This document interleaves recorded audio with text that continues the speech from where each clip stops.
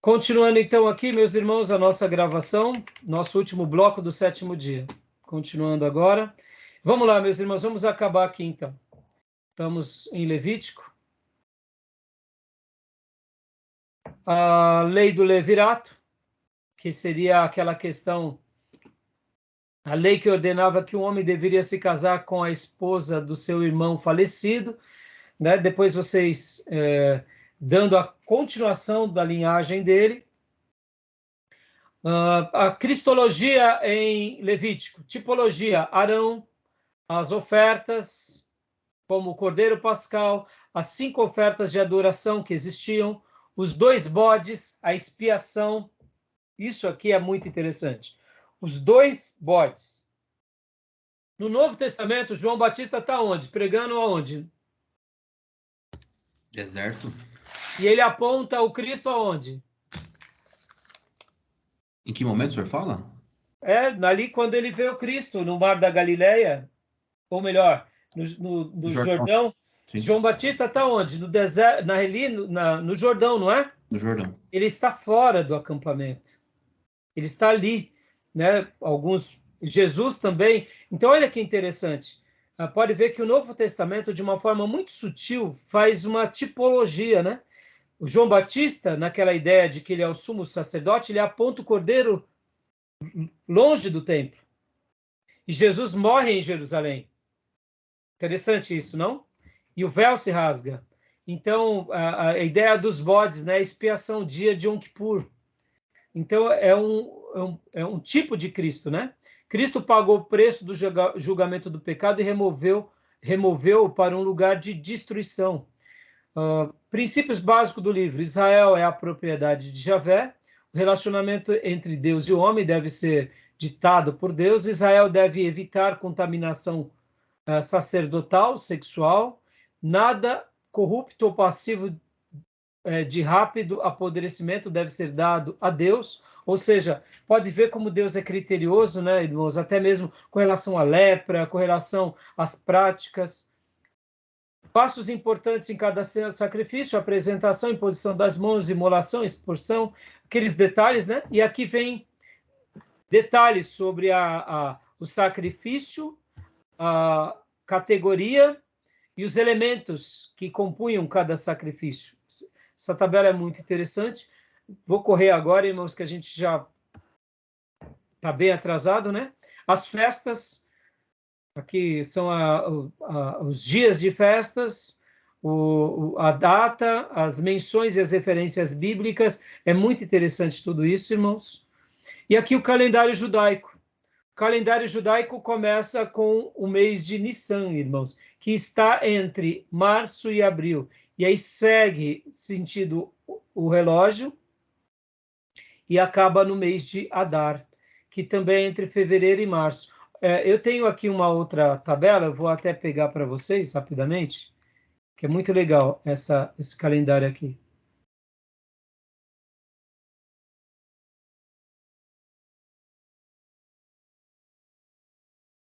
Aqui, irmãos, olha que interessante.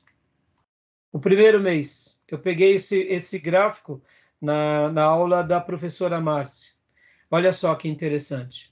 Primeiro mês, Nissan, que estava a festa da Páscoa e das primícias. Pastor, o senhor compartilhou? Não tá desculpa. Aqui.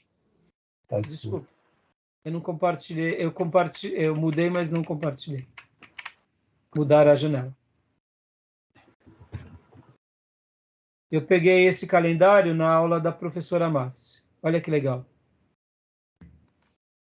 A festa da Páscoa, entre março e abril, e as primícias.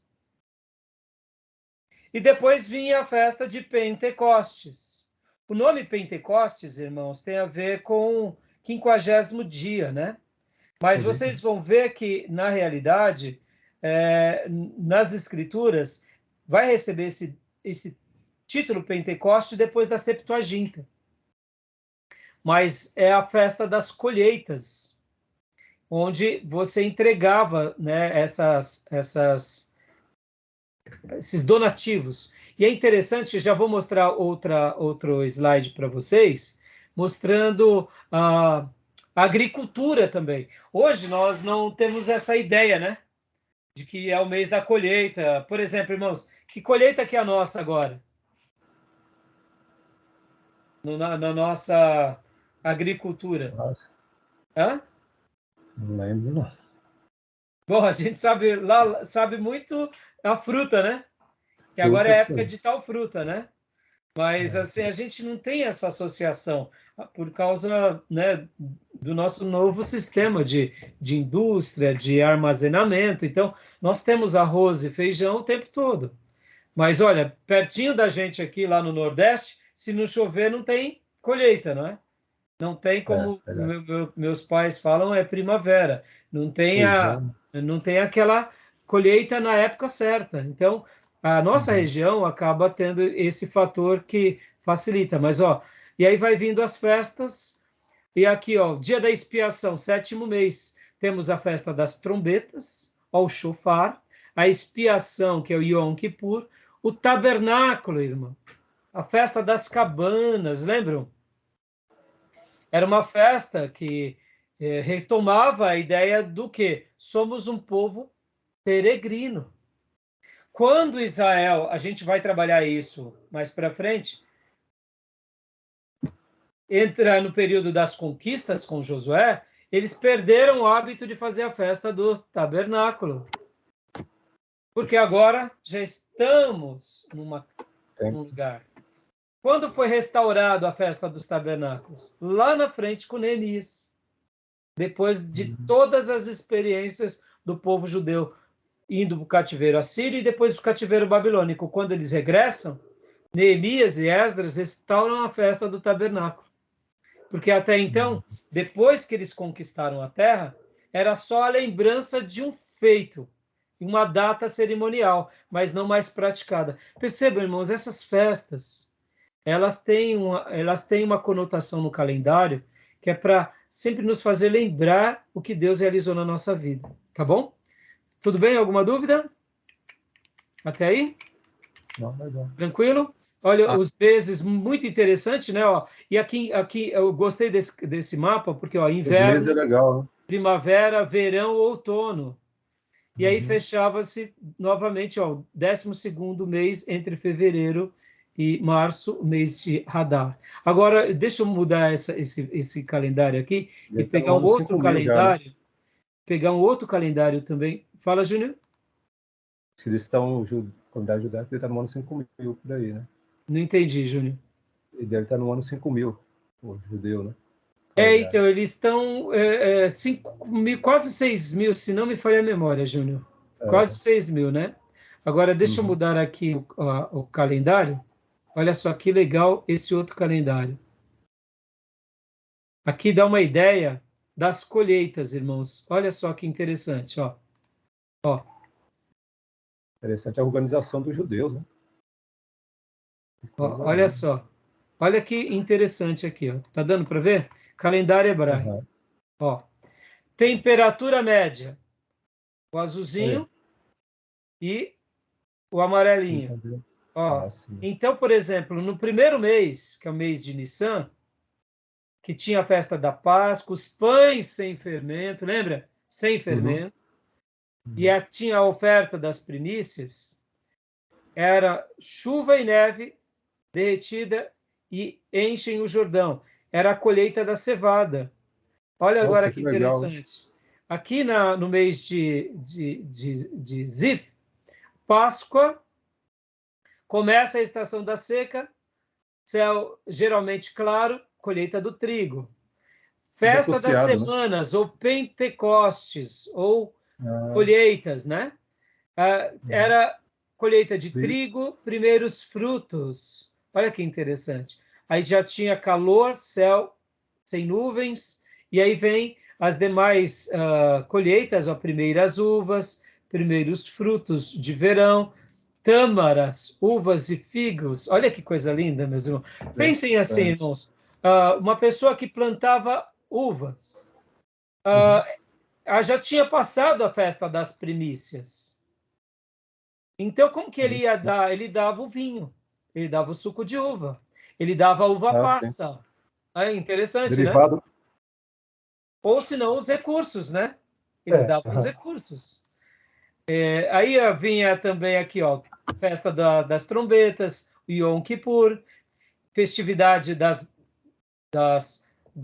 barracas ou dos tabernáculos, tinha uma assembleia solene, a terra era arada, olha que interessante. Aí aqui, ó, as azeitonas, olha que interessante. Como que você ia dar a azeitona se está bem no meio aqui, não tem festa praticamente nenhuma? Você ia nessa festa da dedicação e levava o seu azeite. Então, cada pessoa, cada agricultor, ele ia dando o seu dízimo conforme a sua disponibilidade e a época. E assim, olha aqui, muito legal, né? Amendoeiras crescendo, aqui a festa do Purim, o linho, e assim eram... dá uma ideia bem, bem legal do calendário, das regiões, das chuvas, né? É claro que aqui é só um resumo, tá, irmãos? Organização. Né? E organização. Legal, né?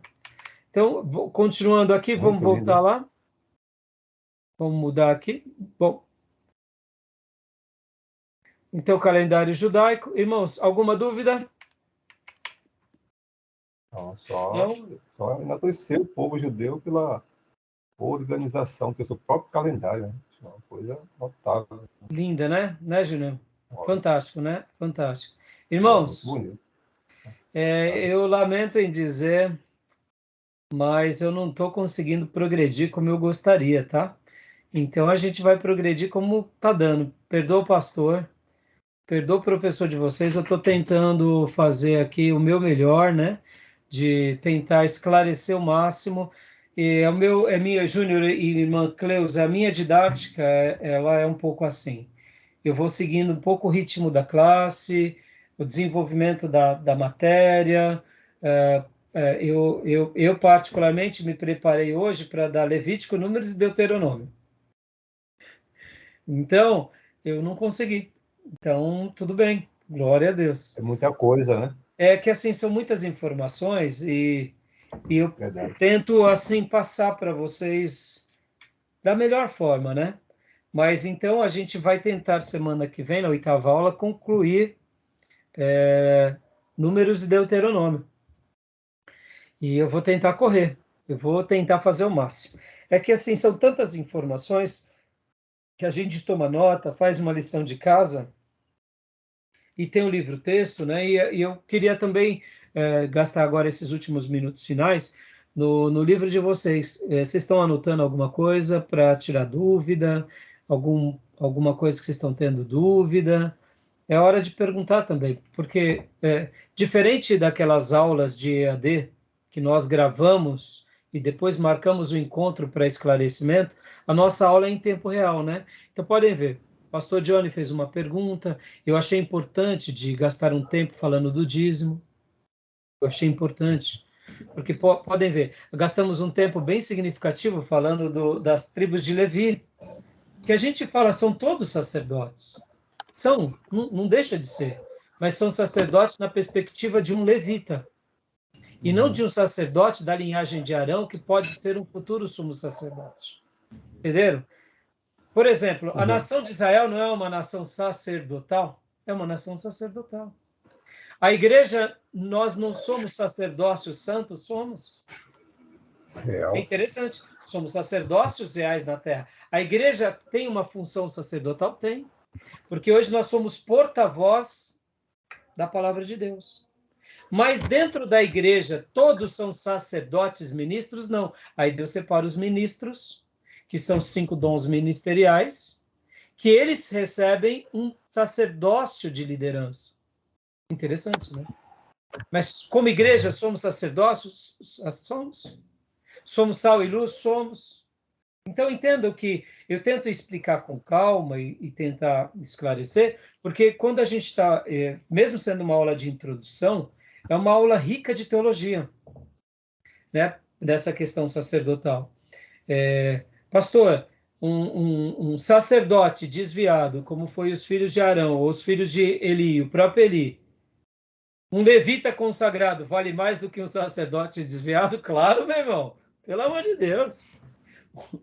Um hebreu piedoso valia mais do que um sacerdote desviado. Quer ver um exemplo disso? Olha como que é rico em teologia.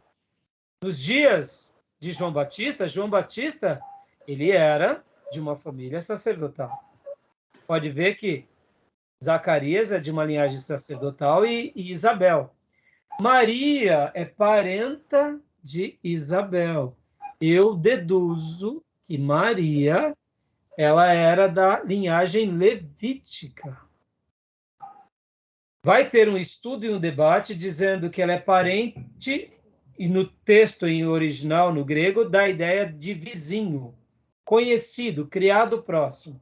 Eu acredito que José era um judeu piedosíssimo da tribo de Judá, de Belém, que casa-se com uma levita chamada Maria. Isso é o pensamento do pastor Rai, tá?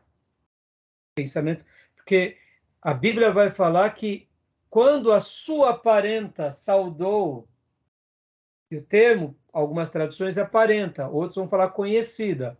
Mas eu deduzo, se de fato ela não era da tribo de Levi, Maria, ela era então da tribo de Judá. Nenhum problema. Ela era virgem, nenhum problema.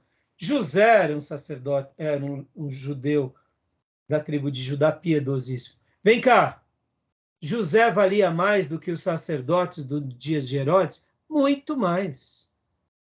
Pode ver que o Messias foi dado a uma família pobre, mas de um homem de um alto calibre.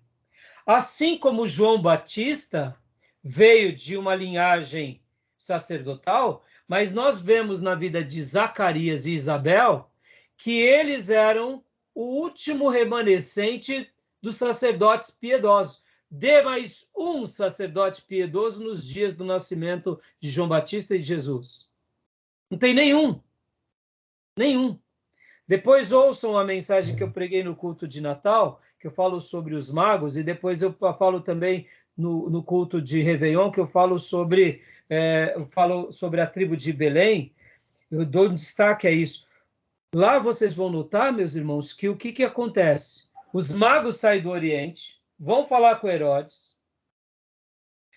Quando Jesus ele nasce, Deus se revela a pastores no campo e não a sacerdotes no templo. Ora, mas não podia ser aos sacerdotes, não podia, mas tudo desviado, irmãos. Possivelmente o único que estava consagrado era Zacarias e Isabel, que foi presenteado lá na frente. Tanto é que Herodes vai consulta aos escribas e diz: onde vai nascer o Cristo? Em Belém. Nenhum sacerdote, escriba, levita acompanha os magos até Belém. No entanto, quem é que no templo era piedoso? Simeão, o justo, e Ana, a profetisa. Eles eram quem? Gente comum. Fantástico isso, irmãos. O que o Novo Testamento está fazendo? Uma denúncia à tradição religiosa corrompida. Havia festas, o templo tinha sido repaginado por Herodes o Grande, mas Deus não estava lá. Deus estava com Zacarias, com Isabel, os únicos sacerdotes. Detalhe, hein? Que foi escolhido antes do nascimento para fazer ali a oferta e depois ficou mudo durante muito tempo e só depois que João Batista nasce que ele volta a falar. Deus se revelou aos pastores do campo. Depois, quando Jesus foi apresentado no templo, veio Simeão e fala, e vem Ana e fala, mas os demais sacerdotes e levitas, onde eles estavam? Tudo desviado, tudo religioso. Então percebam como que o texto bíblico ele é rico nessas teologias. Por que eu estou falando tudo isso, irmãos? Porque depois Jesus nasce e cresce, começa o seu ministério. Quem vai apontar ele não é o sumo sacerdote dos dias dele, mas é João Batista lá no deserto. Olha que fantástico. Os próprios sacerdotes são inimigos de João Batista, que são inimigos do Cristo. Poucos sacerdotes ficam em dúvida no caso de Nicodemos. Ou seja, Meu irmão, como a Bíblia ela se completa? Como os valores de Deus estão em todo texto sagrado? Como a gente pode se perder, mesmo fazendo a obra de Deus, dentro da igreja, vestindo roupas sacerdotais? Está entendendo? Então, eu faço questão de gastar esse tempo para poder passar parte daquilo que eu aprendi ao longo dos anos para vocês. Então, por isso que talvez a minha aula até, eu acabo, como eu disse, né, fazendo esses comentários e adentros. Tá bom, meus irmãos? Uma quebra de paradigma. É. Essa questão de Ana, de que você falou aí. Uma quebra, é fantástico isso. Fantástico, né? Pra vocês verem que, irmãos, Deus não precisa de muita coisa para revelar a glória dele. Ele precisa de corações quebrantados, vidas consagradas. E aqui o livro de Levítico é o quê? É Deus chamando o povo ao quê? A santidade, a separação. Que Deus nos ajude a jamais apresentar fogo estranho, que Ele tenha misericórdia da nossa vida e que a gente possa ser fiel no deserto, nas ofertas, na vida, porque Ele é santo e Ele quer da gente que a gente também seja santo. Amém, meus irmãos? Tá bom? Então, semana... Alguma dúvida, algum comentário? Querem falar alguma coisa? Não? Podemos encerrar? Da minha parte, não.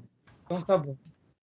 Anotem nos livros, anotem nas folhas, porque mesmo na aula a gente volta para tirar dúvida, tá, irmãos? Nossa aula aqui eu quero que vocês gastem isso. A gente tem que perguntar, tem que esclarecer, que é um tempo também útil nosso.